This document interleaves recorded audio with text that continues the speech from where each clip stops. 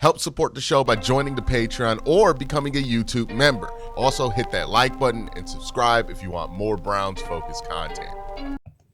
All right, B-Jax here again. We're going to have fun today. We're going to have fun today, B-Jax.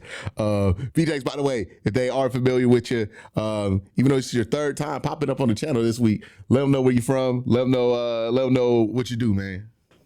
Yeah, man. My name's Brandon Jackson. Played offensive line at West Virginia University. You know, Geno Smith era, Tavon Austin era. Played at St. Ed's locally in Cleveland, Lakewood, Ohio. You know, actually a state championship team going in the Hall of Fame this month. So, you know, shout out to us. What year was that? The 2010 team. Oh, okay. Yeah. That was what? I think Cardell got to the... Was that the year Cardell? No, Cardell went 09, right? Yeah, they went 09. We beat them in the playoffs 2010. Like 42-24 or something like that. But yeah, you know. They ran up against us, you know. That was the year my high school won the state championship too. Big shout out to Shaq Washington. High school legend. Legend. Man. Shaq was a dog. It was unbelievable to watch. I was like, I've never seen one man just win a football game the way that he was able to. That was a good team, though. They had a lot of guys. Trey Stubbs played some college ball there. Ransom would have played some college ball there. I think even more. I think a couple guys on the O-line. Pickens played for Eastern Michigan. That's a good team. Good team they had there. Yeah. I would have liked to play them. I would have liked to play Joe, man. Like it would have been fun. You know, I think we would have won just because, you know, we had one of the craziest offensive lines of all time in high school football, but it would have been fun. No, I saw them play against, I think it was in 09, Mitch Trubisky and Mentor. Mm-hmm. And I saw the difference between D1 and D2 in the state of Ohio. So, you know, I'm good. Fair enough. All right. But, you know, we've had a lot of fun trying to break down what's going wrong with the Browns offensive line. But, you know, we're picking at what we think can be better, because if you look at the game overall, right, they weren't as bad in pass protection as they had been. I think they only gave up, 11 pressures or 9 pressures as a team? They gave up 9 pressures at one guy last week, right? 2 weeks ago. So things are getting better. We're just trying to point out where they can continue to get better. And maybe the way we've covered it, it doesn't really illuminate that, but we'll look at some plays here from Quinshon Judkins that kind of like shows you the progress that the offensive line is making, and just so we can have an excuse to talk about how good Quinshon has been. Because look, man, this was a controversial pick when they made it. You know, yeah, like a lot of people groaned on about this one, right? And then obviously he gets into the trouble in the preseason, which I don't blame anybody for being upset about. And we're looking at this kind of like, man, did we get the worst guy at Ohio State? Like, that preseason was funny because Travion gets that touchdown on that kick return. Everybody's like, I know how this is going to end. We're going to end up with the worst guy. And in the way that the regular season has gone, it's been the exact opposite. Complete opposite. So Travion can't even get on the field, and the guy in front of him can't hold on to the ball. So both the guys in front of them, like, they both been fumbling, and they got Mike Vrabel up there. And Mike Vrabel love benching people for stuff like that. Mike Vrabel, the dude who cut somebody for not showing up to OTAs in front of everybody. You remember that story? I think Darren Bates told the story. He was like, yeah, 2nd round pick 2 years earlier. He didn't show up the OTAs. Mike Vrabel said, come up to the front and cut his ass in front of everybody. Wow. He was like, damn. Yeah, I don't know what dirt Ramondre and Antonio Gibson got on Mike Vrabel, but hey, that's none of my business. What are they seeing from Trey? Like, what is going on in that meeting room? It must be bad. Like maybe. Well, I was gonna say like pass protection, but like wasn't that the thing he was good at? Yeah, like after the tape came out for Joe Flacco, and I had realized just how bad it got, I was like, oh, they have to go to Dylan, or else people are going to wonder what's going on in that quarterback room, right? Mm-hmm. Because when somebody doesn't get benched, and they obviously should get benched, you have to wonder what's going on in the meeting room, right? Because that's the only thing that would stop it. And clearly they were fine with Dylan in the meeting room. They made him the quarterback. But like when you see stuff, you're like, man, why are we still playing X guy, right? Like when we were playing Corn Lucas, it was like, man, what is going on with Dana Mufford? Like, something going on. Yeah, I don't want to know. Something At this ain't point, right. I don't want to know. I mean, Cam played. like something going on in that meeting room that's not positive, right? There's always a reason for stuff. But real quick before we continue our conversation about Quinshon Judkins and the run game showing a lot of potential, let's jump in and thank our sponsor for today, Sleeper. Real quick, just want to let you guys know Sleeper has a new offer here. They're offering a free $20 entry, no deposit required. And also, if you're a first-time user, you also will receive a 100% match on up to $100 when you use the promo code Worst Take. Again, $20 free, no deposit required. Plus, first-time users also receive 100% deposit match up to $100. Join Sleeper. Anyways, let's get back to Quinshon Judkins, who has had a phenomenal start to the year. Let's kind of talk about some of the traits that make this guy special. Because I think what you see here, and look, the Browns recognize this, and I'll give them credit for this. Once they got Quinshon out there, they said all that running the ball with other guys shit is dead. Okay? Ain't nobody going to take this carry and do more with it than 10. Okay? They've ran the ball with other running backs the last 3 weeks like 4 times. Yeah. And I appreciate that. Like, there's no reason, like, we don't need to get cute. He's young. He don't have, like, he went to Ohio State to share the workload, so he didn't get hit a bunch of times. Like, he's fresh. Let him go. Nah, they said, you back to Ole Miss, young blood. You back to Ole Miss. This all you right here. Ain't no Chubbin Hunt. Okay, I know he was like, hey, it's going to be Chubbin Hunt with Dylan Sampson and Quinshon Judkins. Nah, Dude Staley said, bet. Nah, he getting this ball, bro. What you mean? He be getting the ball, and they be in power. Like, and look at that. Like, let's watch how this breaks out, right? Because we talked about it in an earlier one where it was like, man, if he just gets this, he's going to be off. And this is why we say this, right? Early on in this play, does a great job navigating a little chaos here, right? Because who's that gets the push? Again, we just seen this man with the long hair. So, wreak a little havoc, It worked out. Hey, look, at least...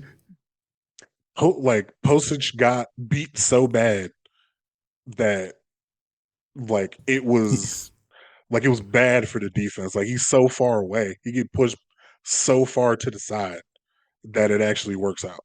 It's almost like judo, right? I have to believe too that like some of this is like, okay, well, you're not in a pass pro, right? So like losing space here might not be bad. Mm-hmm.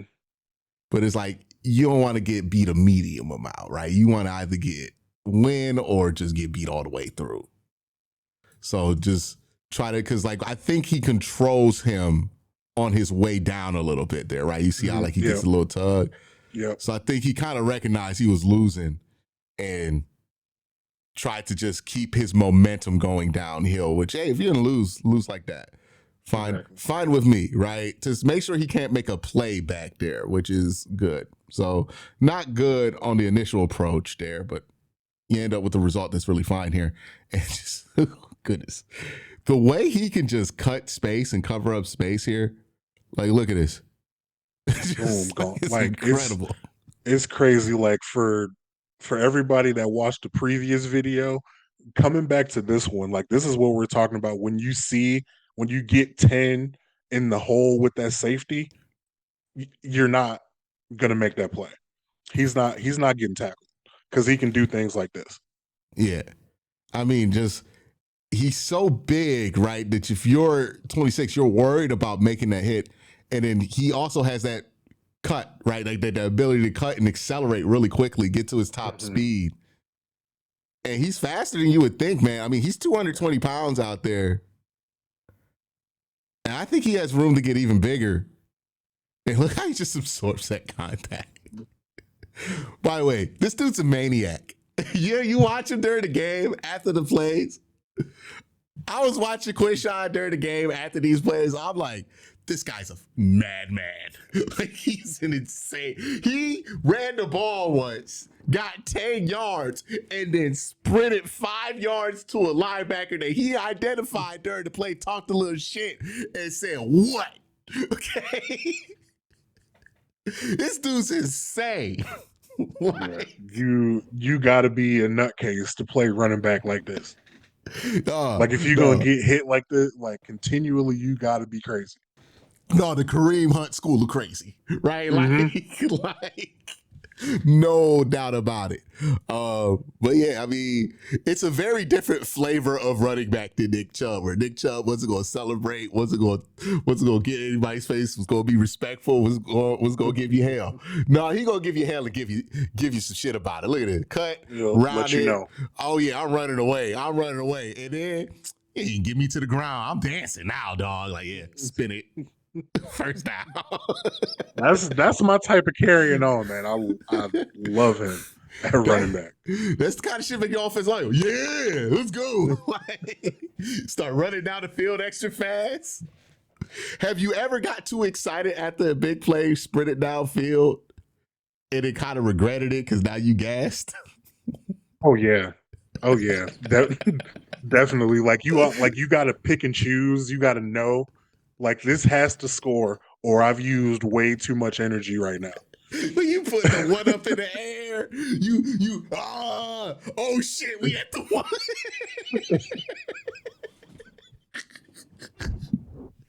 Yeah, that'll backfire quickly, but yeah. Oh, they called me the pool. Fuck. You out there doing chest busts with Geno Smith thinking you scored. What? Like, then you see those signs come up on the sideline. You like, wait, what is it? No personnel change. What was the kicker's name? Rodrigo ain't running on the field. Like, oh shit. Nah, man, it's terrible. Let you be the guy who gets a little tired of the stands, move a little bit. Now you know false start and fucked up the whole drive. Yeah, man. It's tough. I done false started and lost the game before. Like, it's tough. It's tough when you're out there tired, man. Yeah, it's absolutely. There are fun ways to get tired out here. All right. Next play here from Quinton.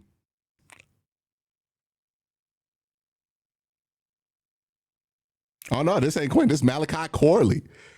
Hey, look, I'll give it to Kevin. He has slowed down on the end arounds. And the few end arounds he has done this year have been successful. Hopefully we keep it that way. Yeah. He like, I haven't seen an end around where I'm like, all right, dog, we gave Harold Feiner the end around. Like, I've been waiting for the Harold Feiner end around. It's coming. You know it's coming too. This was a successful design here. This is the kind of trickery I'm okay with Kevin doing, right? Like, this is close to eggs and bacon trickery, right? It's not something newfangled. Simple end around. Simple misdirection. Get some guys in space. Yeah, this is fine here, right? This is absolutely fine. I've been talking bad about him. Like, even though like KT doesn't necessarily like get hands on a defender, like, this is a good rep. Mm-hmm. Like, this is a good rep for him. No, you can see why they like him, because like the ability to get out there in space, right? Like, he moves pretty well for a big fella. Yes. Sometimes we see him moving in the wrong direction too well, but he moves pretty well out there, right? Yeah, that's a good rep. And he is super young. Is he like a rookie, right? I actually don't know. Uh, I think he's either a rookie or a first year. He's super young. yeah, I think it's first year. All right, so nice little end around here. That's awesome. They got Jack Conklin. I mean, they got a bunch of dudes. They rated them all here.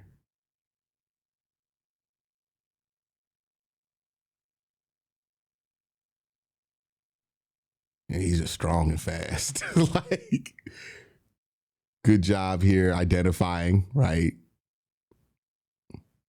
Run, sees what is he setting this up? He's setting this up, right? For that cut. Oh yeah, yeah. That great Wyatt Teller rep. Let's run it back. Look at Wyatt. Because, again, Wyatt, we done had to talk about Wyatt a little bit. But, Yeah, getting that guy out the club. mm-hmm. And They explain kind of the technique here from Wyatt, because some people would look at this and be like, oh, he got beat, right? But what does he do here to kind of ensure? It's kind of like that Ethan Posick rep earlier, where he's like, just get him out of there, right? This looks like it would, like, he's taught to do this. Mm-hmm. Because like, if you can see him take that first step. His first step is left. Yeah. So he kind of opens the door here, right? Mm-hmm. And like, they're trusting. They're like, this is a great rep by like pretty much everybody. You see Ethan and Joel get up to that second level, and Wyatt's opening the door and like trusting them that they'll get to that backer, and like the alley, like it's a perfect alleyway for Quinshon to get through. Like, that's just a great rep all around right there. It's a good job by your offensive line.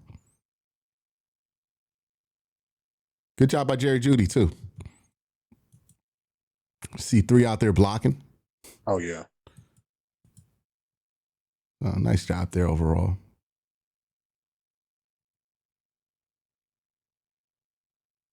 Feigning on the back part of his play, making sure he doesn't like just let the setup get blown here. Is good blocking. Yeah. Again, the potential is there for this run game to be much better sooner than later. Everybody's favorite, the internet's favorite running back, Jerome Ford, made the +10 tape. Yeah. That's how you know the run game was cooking. We done seen like 3 different runners in the +10 tape. Yep. So that's very good. Here's the thing about Jerome Ford, man. I don't know how you feel. How do you feel about Jerome? Are you on the part of the internet just absolutely despises this man?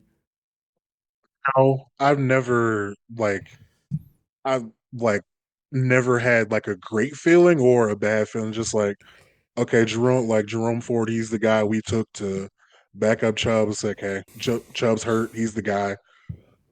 Like, I don't really have like either like an extreme opinion either way, but like I'm more favorable than hate. Like, he's just a running back.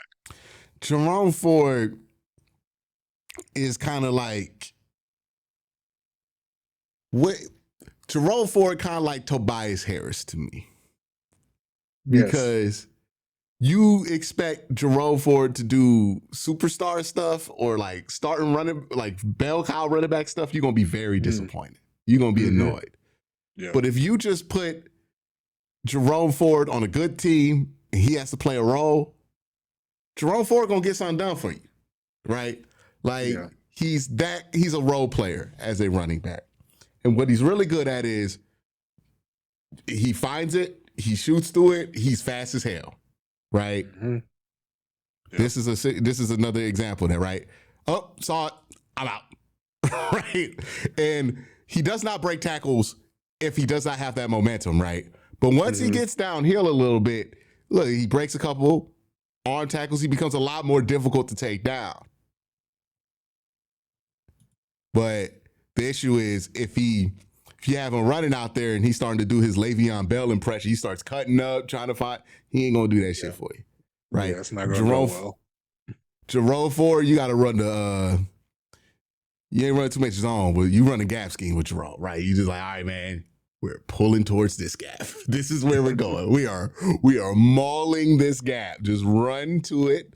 It should be there and make a play there. This is just Quinshon just being really athletic here at his size. We talked about him, thinking he could get the corner here, but this is why he has that confidence, right? Like he does get the corner here. Just cuts around it. I mean, that's not even a situation where I think the guys on the end do a great job here. Like, I don't think Harold does a great job getting anything on 26 here. Mm-mm. He's just dealing with 2 here on his own, but he's so athletic that it doesn't really matter. Yeah, that's just like our guy's better than your guy. Yeah, it's like nothing got. Well, even what happened here? Because I see that 97 again. Somebody was like deep in the backfield. No, I wasn't 97. That was the edge 15. Dallas Turner. Yeah. Got upfield on him a little bit, but he kind of crashed in, so he wasn't going to be a threat to this play at all. David does a good job just being like, all right, let's sit on him. So does Harold. And then Harold just doesn't get out there in time. If you're watching this, do you think you tell Harold just mind your business next time? Or do you want him to help out David there? Mind your business. Yeah. Yeah, I'm like, David's got that. Yeah, He's got to kind of. He's all like, good. I mean, you I'm can hover encouraged over there and wait if some trouble happens. Like keep an eye on it, but you want to feel 26 there on your other hip, right? Yeah, I think is Bond supposed to get 26? Like I don't know, and I also don't know what the Vikings are really doing here because 26 loses contain. So I think if Minnesota plays it how I think they're supposed to play it, like Bond will be on 26. But I'm encouraged by Harold. Again, we talk about it looking for work. Can look for work in the run game, and like I'm not too upset with that because like that's not his. It's part of his job description, but like that's not priority 1 for him to figure out who he's supposed to be blocking like on running plays like this. Like he's a pass catcher first. So I'm encouraged that he looks like he wants to get involved, even if it's not like all the way correct all the time. Yeah, my only concern here is like you can come dangerously close to getting a block in the back right here, right? Mm-hmm. Like if you're not careful. Yeah. So it's like, Yeah, I like looking for work here, but if you get a block in the back here, you're gonna piss off your running back. It wasn't even necessary, right?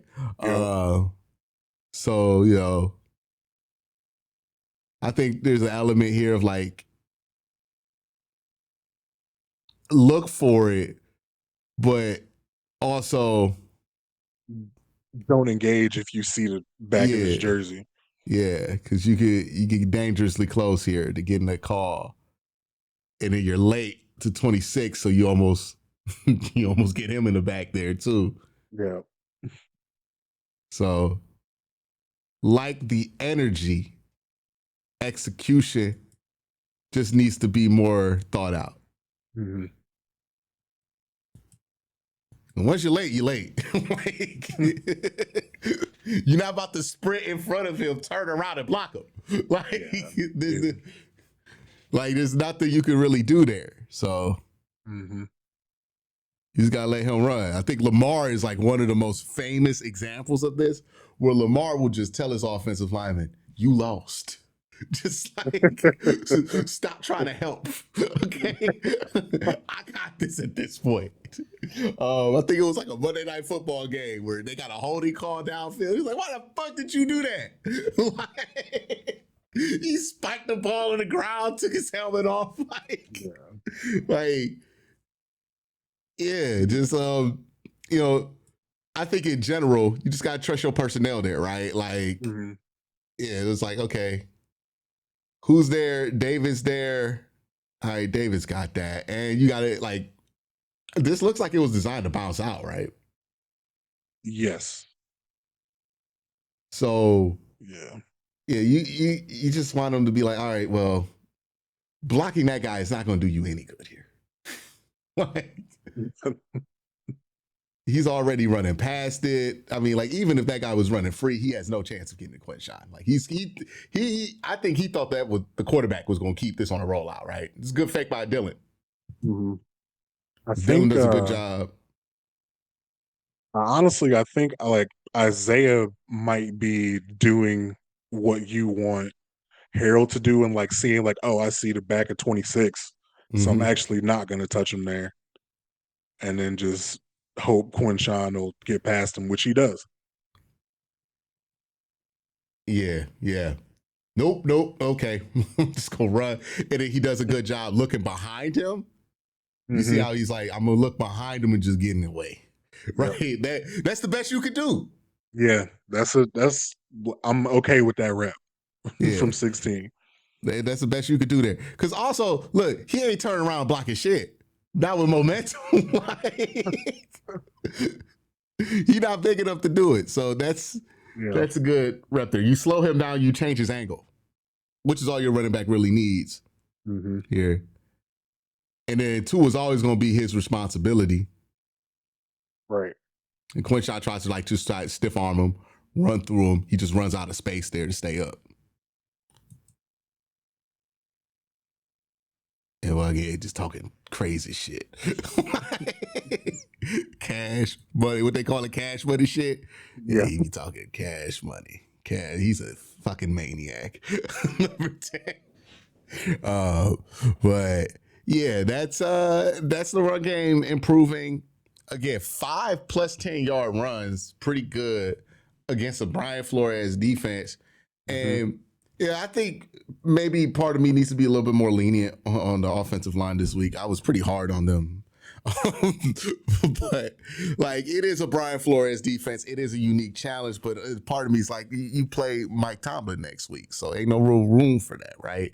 You know, a moral victory here. And they're not a young team. They're a veteran offensive line, especially.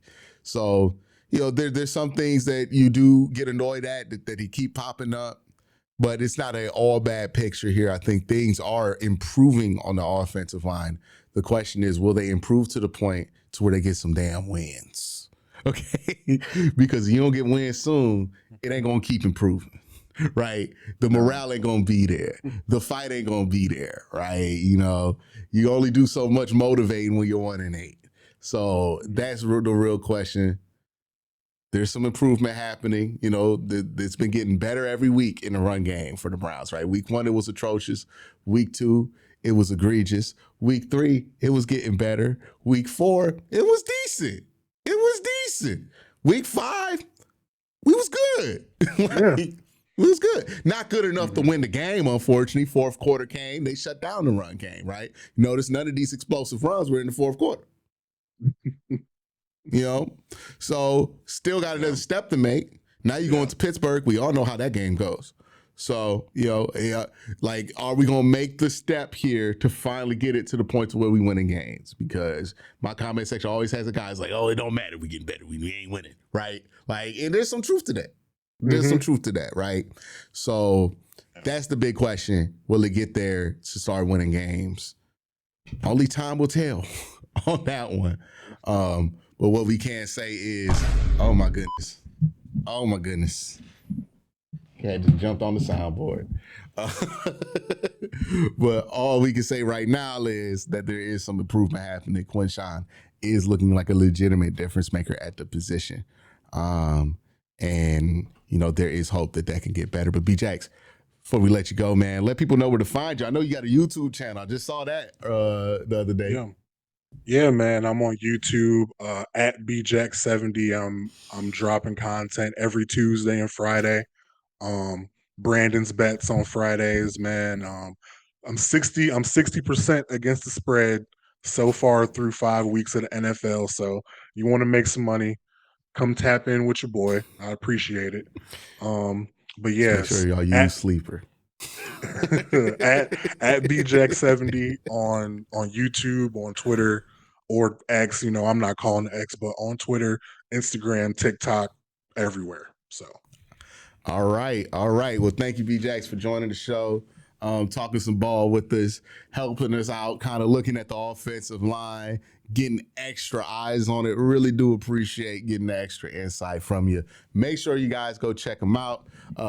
B-Jax, we have him on Q and Code. He has his own stuff here. Make sure you follow him on Twitter, all that fun stuff here. But y'all have a great day. Have an even better night. Peace.